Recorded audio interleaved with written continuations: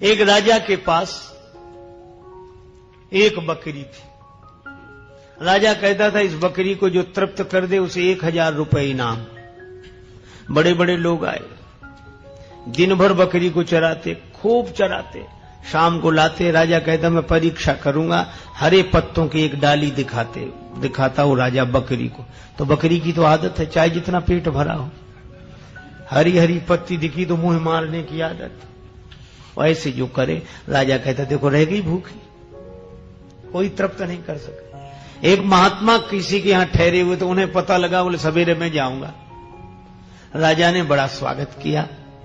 महाराज आप कैसे? बोले आपकी बकरी को तृप्त करने। बोले आप काहे को झंझट में पड़े हो?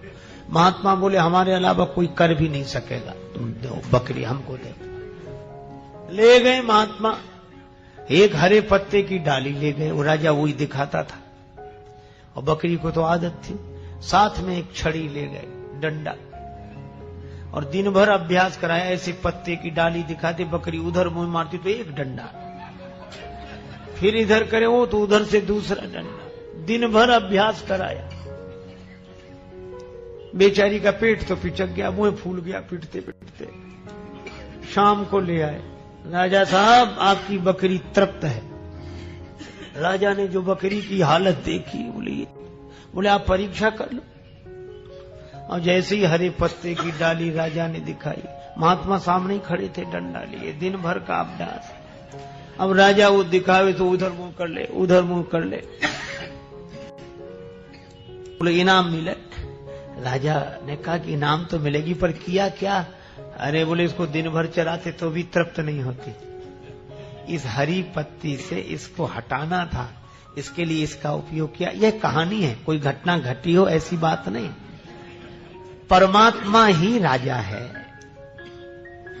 और उसके पास ये बकरियां हैं, ये 5-5 बकरियां हैं। कान कभी सुनने से तृप्त नहीं होते, आंख कभी देखने से तृप्त नहीं होती, नासिका कभी सुगंध से तृप्त नहीं होती, रसना कभी स्वाद से तृप्त नहीं होती, और त्वचा कभी स्पर्श से तृप्त नहीं होती।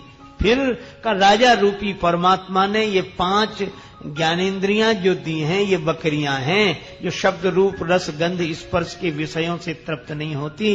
इनके लिए तो संयम का डंडा चाहिए। और जब कोई साधक उचित मात्रा में इनको विषय देते हुए वासना के वश में नहीं होने देता, उस पर परमात्मा प्रसन्न होकर अपनी भक्ति का इनाम देते हैं। यही छठ दमशील विरति बहु करमा। तो हमने ये कथाएं सुनी स्वामी राजेश्वरानंद जी महाराज द्वारा। बहुत ही सुंदर तरीके से इन कथाओं का वर्णन उन्होंने किया है। उम्मीद है आपको ये कथाएं बहुत पसंद आई होंगी। अगर आपको ये कथाएं पसंद आई हैं तो चैनल को सब्सक्राइब कीजिए, वीडियो को लाइक और शेयर कीजिए, ताकि इस तरह की प्रेरक और हास्य कथाएं हम आपके लिए लेकर आते रहें। आपका बहुत बहुत धन्यवाद।